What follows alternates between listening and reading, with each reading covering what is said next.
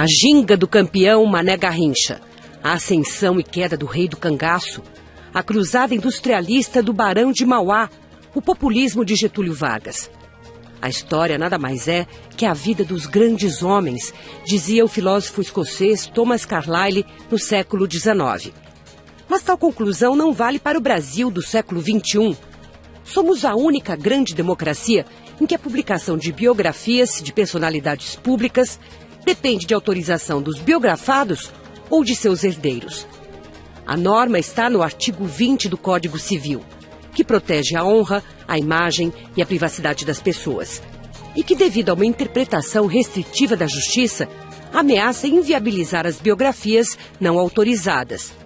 Extensas pesquisas, anos de trabalho, de reconstituição histórica, não poucas vezes se tornam letra morta, isto é, vão para o índex de obras proibidas.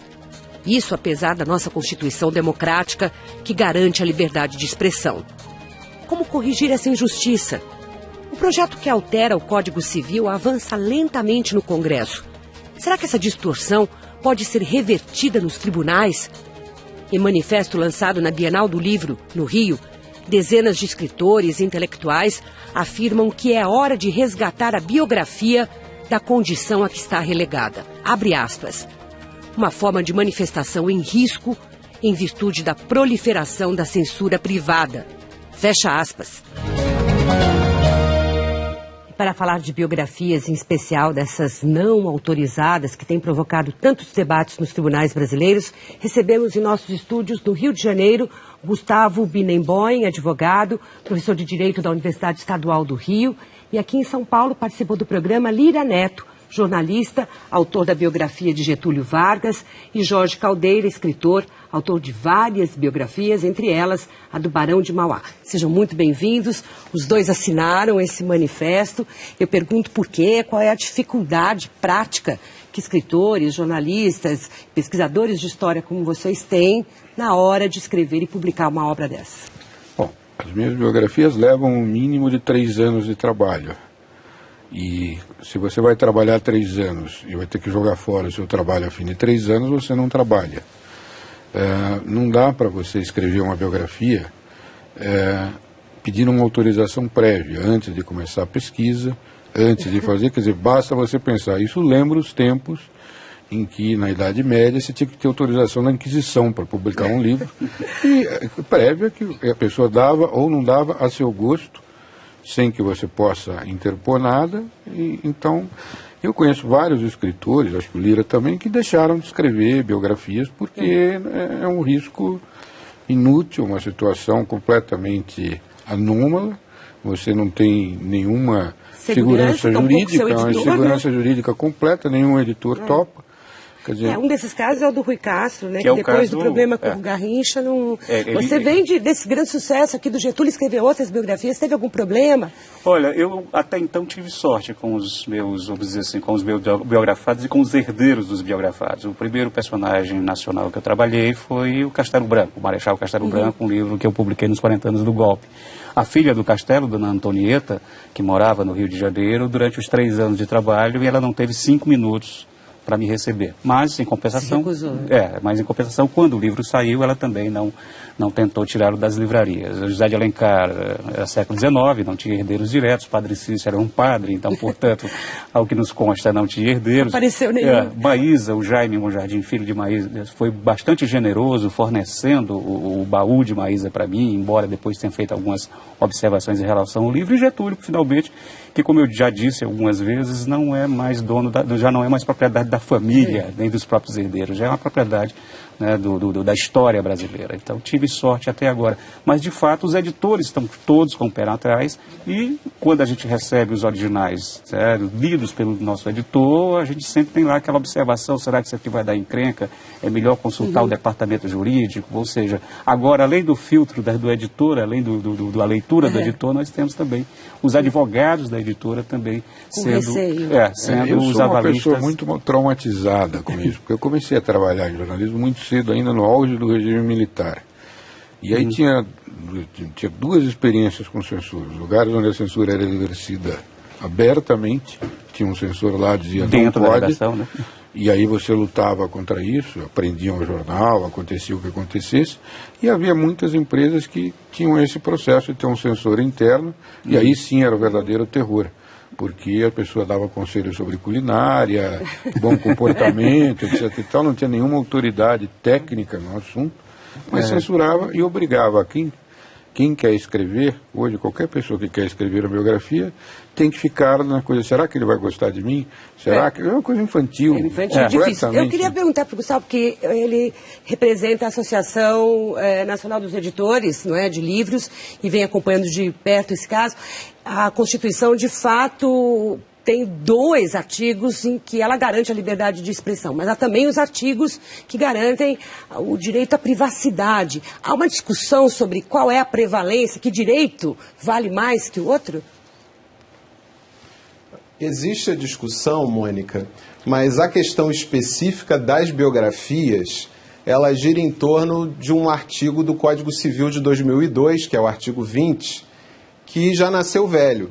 Quer dizer, é uma excrescência, um entulho autoritário que, já na vigência da Constituição de 88, cria um direito absoluto dos biografados ou dos seus familiares a vetarem qualquer tipo de obra biográfica, literária ou audiovisual a respeito da sua vida.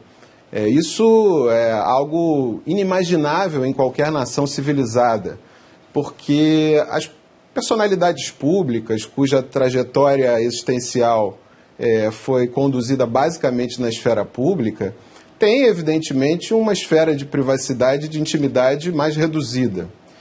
E não se trata apenas de assegurar o direito dos autores, dos historiadores, que é muito importante e é um direito assegurado pelo princípio da liberdade de expressão. Trata-se, sobretudo, de assegurar o direito à informação do público. Eu não sei se foi o Lira ou o Caldeira também, que disse. Uhum.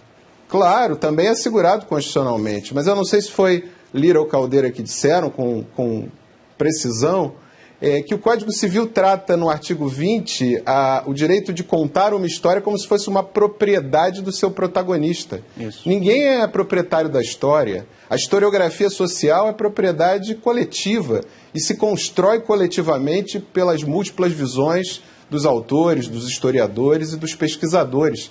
Isso é um pressuposto pluralista do próprio regime democrático.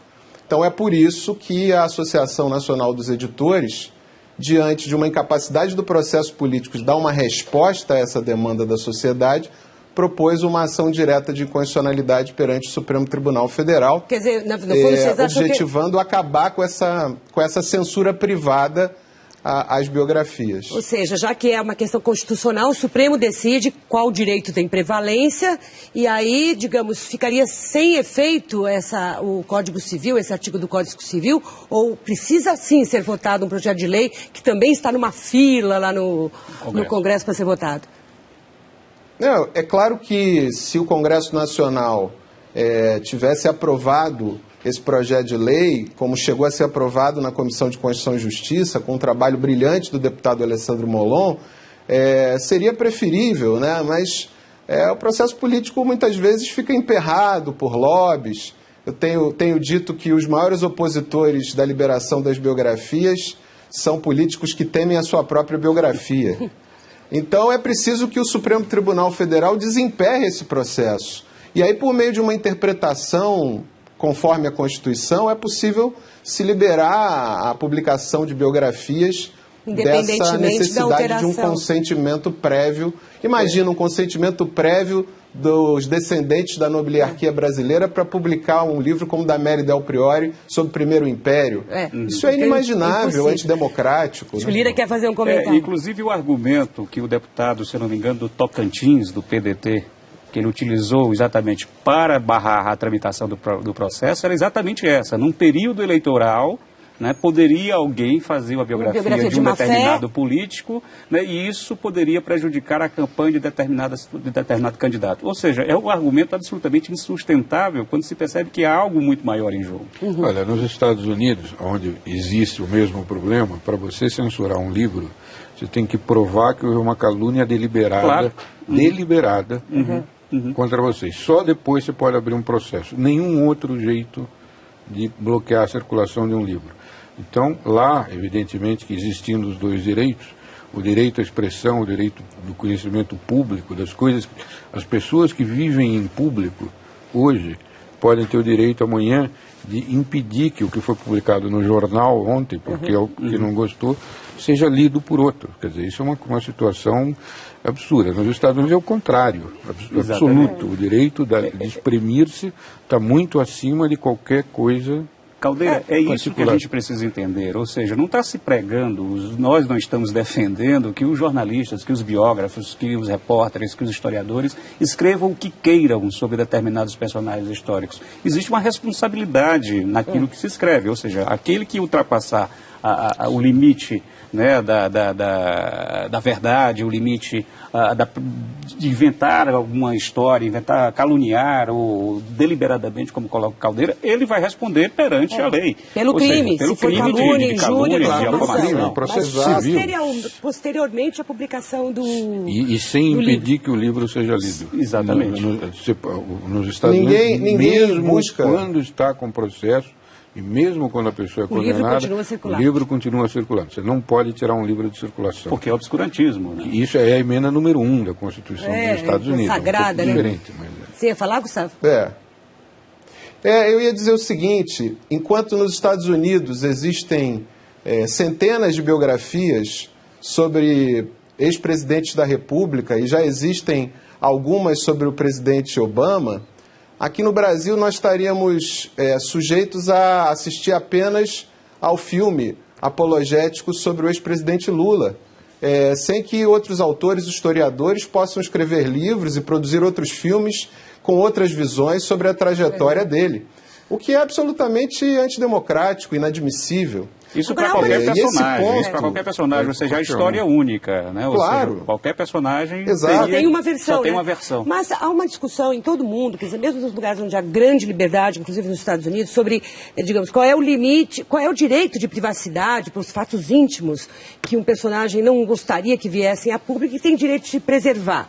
Ou seja, qual é o limite desse limite? Olha, Mônica. Os biógrafos têm que tomar cuidado, porém tem um lugar ali que é porque o biografado tem o direito de se preservar. Para mim, a biografia é um gênero essencialmente transgressor. Né? Ele, por natureza, ele é transgressor. Vai investigar. Ele vai investigar. E o limite ético do biógrafo é a busca incessante da verdade. Então, esse é o limite. A privacidade do personagem tem que ser, sim, contemplada numa biografia, porque ela ajuda, muitas vezes, a explicar, né, o comportamento público desse indivíduo. Ou seja, o que é uma biografia, se não tentar compreender de que modo o universo privado e a esfera pública interagem e se impactam mutuamente dentro de um determinado personagem. É essa a biografia. Então, portanto, ela sempre vai olhar pelo buraco da fechadura, não tem jeito. E além disso, é um gênero pouco praticado no Brasil. Então, isso a biografia existe, onde a individualidade é mais respeitada, a liberdade é grande. No Brasil tem 3 biografias do José Bonifácio, a última delas, tem uma lançada nessa década, mas anteriormente, em 1943. O personagem vai desaparecendo, né? Ele vai virando uma sombra. Porque não há, esse hábito literário, esse gênero literário não é um gênero que era muito cultuado no Brasil. Tem o Otávio Tarquínio, que era um grande biógrafo, mas pouca gente praticava isso. Mal começou a ser praticado aqui no Brasil, caiu nessa situação. É quase impossível, aliás, do meu ponto de vista, é impossível fazer uma biografia com autorização. Porque, então, melhor que quem dá autorização escreva. Porque autorização significa também, digamos, uma leitura prévia, o corte, a restrição. Gostei, não gostei, é como se fosse... Esse é o ponto. Pode falar, é preciso destacar, Caldeira, nesse aspecto, 3 efeitos muito nocivos sobre o mercado de biografias, tanto o mercado literário como o audiovisual, decorrente dessa situação esdrúxula do direito brasileiro. O primeiro, cria-se um balcão de negócios em torno dessas licenças, muitas vezes concedidas por familiares distantes que sequer conheceram os biografados. Isso. E aí é claro que pesquisas são perdidas porque simplesmente as editoras, os produtores audiovisuais não têm condições de bancar esses pagamentos. O segundo efeito terrível que é um efeito sensório. Só quem passar pelo crivo do biografado da sua família vai poder publicar, ou seja, nós banimos a censura oficial, estatal, e ficamos nas mãos de uma censura privada. Com mais poder nem do que o sempre Estado. personagens com mais poder do que o Estado, que é um direito absoluto, é o que a gente chama de direito potestativo. E o terceiro efeito nocivo, que é um efeito, esse talvez o mais cruel e o mais antidemocrático, que é um efeito distorsivo dos fatos. Como ninguém é bom juiz de si próprio, ninguém costuma ser um biógrafo isento de si próprio. Claro. Então, normalmente, as biografias oficiais são adocicadas, são biografias São que selecionam os fatos. São a serem agiografias. São agiografias, são da santidade. Exato, são apologéticas da figura do biografado. Agora, nós não queremos acabar com elas, só queremos ter direito de fazer a uma a outra outra visão. Mas o Jorge dizia aqui que a gente não tem tanta tradição de biografia, mas passou a ter. Porque A partir gente dos anos percebe, 80, né? A partir a dos gente anos percebe- 80. Logo estava começando a Começando nascer e veio- e está sendo morta. Porque Vocês dois são dois autores de best-sellers de biografia, entendeu? Tanto o Mauá como o Getúlio foi super bem recebido. Quer dizer, como é que vocês identificam esse interesse dos brasileiros para conhecer melhor o que é a sua história, Eu seus acho que personagens? tem a ver com um pouco o que o Caldeira colocou, ou seja, é um gênero que foi redescoberto a partir dos anos 80, muito através do trabalho de dois mestres no ofício, que é o Rui Castro e o Fernando Moraes, né, que escreveram obras-primas. O Caldeira também, com o Mauá, colaborou bastante nesse processo de redescoberta do gênero. E é um gênero que, sim, existe um interesse público muito grande pelas biografias, eu acho por uma série de motivos. Primeiro que a vida privada dos homens públicos já tem um certo interesse. Tem um componente, sim, reconheçamos, de voyeurismo nisso aí, apesar de não ser o dado determinante. Um voyeurismo que ajuda a entender. A entender esses personagens. Tem o fato também de que a história do Brasil, né, que foi muito mal contada e que foi não contada, está sendo redescoberta pelo grande público através de trabalhos biográficos, através de livros desse a gênero. biografia ajuda a entender a história sem você precisar de grandes, aliás, ao contrário, é contra todas as teorias. Por quê? Porque a biografia exige necessariamente uma escolha. Quando você escolheu o personagem, já é uma escolha, já está tudo feito ali. E a partir dali, e isso é um jeito de olhar o fatos mundo, é um jeito particular de olhar o mundo que aí o leitor segue também. Né? E isso é essencial. Agora, a liberdade de fazer isso é uma escolha não racional. E como é que nós chegamos nesse ponto? Como é que a gente foi parar numa excepcionalidade dessa do mundo? Quer dizer, só aqui no Brasil não tem paralelo, não tem similar aqui na modernidade, que numa grande democracia tenhamos tamanha restrição. Esse gênero literário, eu acho que voltamos ao tempo da colônia. Quer dizer, no Império não houve censura dessa natureza, Dom Pedro II... Enfim, protegia na República, acho que nem as ditaduras da República. Eu trabalhei no regime ditatorial. Isso. Que eu me lembro, era menos arbitrário. Caldeira, no primeiro volume da biografia do Getúlio, a epígrafe, eu uso exatamente uma frase do Getúlio que ele disse para um jornalista dos anos 50, que queria fazer a biografia dele. É um jornalista do Rio Grande do Sul, e o Getúlio disse a seguinte frase que está na epígrafe do primeiro volume: sou contra biografias. Ele estava no poder e, portanto, era logicamente contra que alguém fizesse a biografia dele. O que não o impediu de, quando o presidente da República, durante o Estado Novo, financiar, inclusive, autores estrangeiros para biografá-lo e fazer biografias oficiais. Autorizadas. O Paul Frischauer, as cartilhas biográficas que o Estado Novo distribuiu, contando a história do Getúlio para crianças. Ou seja, é isso que o artigo famigerado, artigo 20, daqui a pouco vamos ser obrigados a ler essas histórias oficiais, porque terão não autorização temos, oficial. Outra opção. Quer dizer, também como biografia é uma escolha, não tem nada mais chato que uma falsa escolha. E uma biografia oficial é sempre uma falsa escolha. Agora, são tantos escritores, tantos intelectuais, a universidade, a academia por trás, os advogados, as editoras, as empresas de comunicação, a indústria do cinema, tudo isso pressionando e a gente não consegue avançar. Vai fazer sim, mas daqui a pouquinho, depois do intervalo.